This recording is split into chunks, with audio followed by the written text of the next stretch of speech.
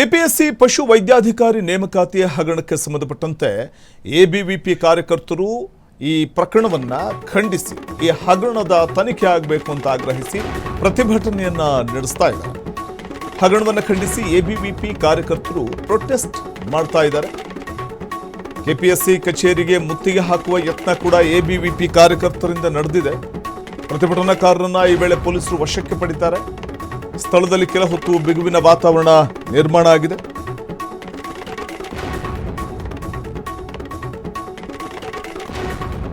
ಐವತ್ತಕ್ಕೂ ಹೆಚ್ಚು ಎಬಿವಿಪಿ ಕಾರ್ಯಕರ್ತರನ್ನ ಈ ಸಂದರ್ಭದಲ್ಲಿ ಬಂಧಿಸಲಾಗುತ್ತೆ. 400 ಪಶು ವೈದ್ಯಾಧಿಕಾರಿಗಳು ಗ್ರೂಪ್ ಬಿ ನೇಮಕಾತಿಯಲ್ಲಿ ಕೋಟಿಗಟ್ಟಲೆ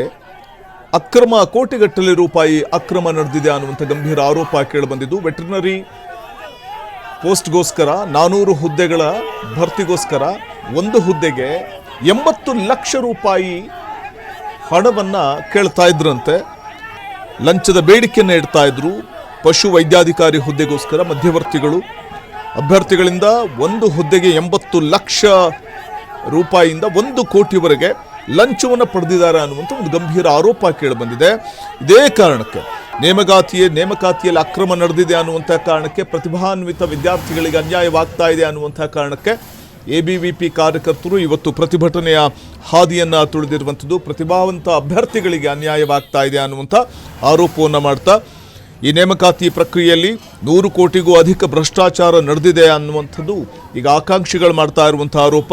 ಮತ್ತು ಆಯ್ದ ಕೆಲವು ಅಭ್ಯರ್ಥಿಗಳನ್ನು ಹೊರರಾಜ್ಯದ ಖಾಸಗಿ ರೆಸಾರ್ಟ್ಗಳಿಗೆ ಕರೆದೊಯ್ದು ಮುಂಚಿತವಾಗಿ ತರಬೇತಿ ನೀಡಲಾಗಿತ್ತು ಅನ್ನುವಂಥ ಒಂದು ಆರೋಪ ಕೇಳಿ ಬರ್ತಾ ಇದೆ. ಅರ್ಹತಾ ಪಟ್ಟಿಯಲ್ಲಿದ್ದ ಅಭ್ಯರ್ಥಿಗಳ ವೈಯಕ್ತಿಕ ವಿವರಗಳು ಮತ್ತು OMR ಸ್ಕೋರ್ಗಳಂತಹ ರಹಸ್ಯ ಮಾಹಿತಿಗಳನ್ನು ಕೆಪಿಎಸ್ಸಿ ಉನ್ನತಾಧಿಕಾರಿಗಳ ಸಹಾಯದಿಂದಲೇ ಮಧ್ಯವರ್ತಿಗಳು ಪಡ್ಕೊಂಡಿದ್ರು ಅನ್ನುವಂಥ ಶಂಕೆ ವ್ಯಕ್ತವಾಗ್ತಾ ಇದ್ದು ಎಬಿವಿಪಿ ಈ ಹಗರಣವನ್ನು ಖಂಡಿಸಿ ಪ್ರತಿಭಟನೆ ನಡೆಸಿದೆ. ಈ ಬಗ್ಗೆ ಮತ್ತಷ್ಟು ಮಾಹಿತಿಯನ್ನು ಪಡೆಯೋಣ ನಮ್ಮ ಪ್ರತಿನಿಧಿ ದೀಪಾ ಅವರಿಂದ. ದೀಪಾ, ಒಂದು ಕಡೆ ವೆಟರ್ನರಿ ಪೋಸ್ಟ್ ವಿಚಾರದಲ್ಲಿ ನಡೆದಿರುವಂತಹ ಹಗರಣದ ಕುರಿತಾಗಿ ಎಬಿವಿಪಿ ಯಾವ ರೀತಿಯ ಒಂದು ಪ್ರತಿಭಟನೆಗೆ ಮುಂದಾಗಿರುವಂಥದ್ದು ಅಲ್ಲಿ ಅಂತ, ಹೇಗಿದೆ ಅಲ್ಲಿನ ಪರಿಸ್ಥಿತಿ ಅಂತ? ಎಸ್ಪಿ ಏನು ಕೆಪಿಎಸ್ಸಿಯಲ್ಲಿ ನಡೆದಿರುವಂತಹ ಹಗರಣವನ್ನ ಖಂಡಿಸಿ ಇಂದು ಪ್ರತಿಭಟನೆಯನ್ನ ನಡೆಸಲಾಗ್ತಾ ಇರುವಂತದ್ದು.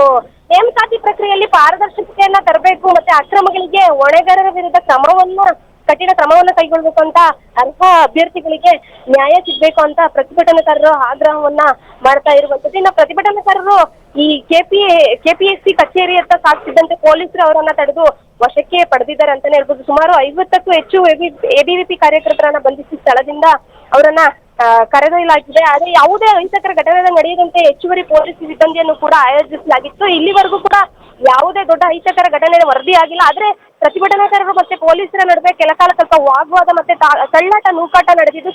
ಕೆಲವೊಂದು ಬಿಗುವಿನ ವಾತಾವರಣ ಕೂಡ ನಿರ್ಮಾಣ ಆಗಿತ್ತು. ಬಳಿಕ ಪೊಲೀಸರು ಪರಿಸ್ಥಿತಿಯನ್ನ ನಿಯಂತ್ರಣಕ್ಕೆ ತಂದಿದ್ದಾರೆ ಅಂತಾನೆ ಹೇಳ್ಬೋದು. ಪ್ರತಿಭಟನಾಕಾರರನ್ನ ವಶಕ್ಕೆ ಪಡೆದು ಸ್ಥಳಾಂತರ ಮಾಡುವಂತಹ ಕೆಲಸ ಕೂಡ ನಡೆದಿದೆ. ಇನ್ನು ಕೆಪಿಎಸ್ಸಿ ಕಚೇರಿ ಬಳಿ ಇನ್ನೂ ಕೂಡ ಬಿಗಿ ಪೊಲೀಸ್ ಬಂದೋಬಸ್ತ್ ಮುಂದುವರೆದಿರುವಂತದ್ದು. ಪ್ರತಿಭಟನೆ ಹಿನ್ನೆಲೆಯಲ್ಲಿ ಸರ್ಕಾರ ಅಥವಾ ಕೆಪಿಎಸ್ಸಿ ಆಡಳಿತದಿಂದ ಯಾವುದೇ ಅಧಿಕೃತ ಪ್ರತಿಕ್ರಿಯೆ ಬಂದರೂ ಕೂಡ ಅದರ ಮೇಲೆ ನಿಗಾ ಇರುತ್ತೆ ಅನ್ನುವಂತಹ ಮಾತನ್ನ ಅವರು ಹೇಳ್ತಾ ಇರುವಂತದ್ದು. ಅದರ ಜೊತೆಗೆ ಈ ರಾಜ್ಯದಲ್ಲಿ ಕೆಪಿಎಸ್ಸಿ ನೇಮಕಾತಿ ಪ್ರಕ್ರಿಯೆ ಹಗರಣವನ್ನ ಎಲ್ಲರೂ ಕೂಡ ಖಂಡಿಸ್ತಾ ಇದ್ದಾರೆ. ಇನ್ನ ಕೆಲಕಾಲ ವಾಗ್ವಾದ ನಡೆದು ಸ್ಥಳದಲ್ಲಿ ದೊಡ್ಡ ಬಿಗುವಿನ ವಾತಾವರಣ ಕೂಡ ನಿರ್ಮಾಣ ಆಯಿತು ಅಂತ ಹೇಳ್ಬೋದು. ಧನ್ಯವಾದ ದೀಪಾ ತಮ್ಮ ಮಾಹಿತಿಗಾಗಿ.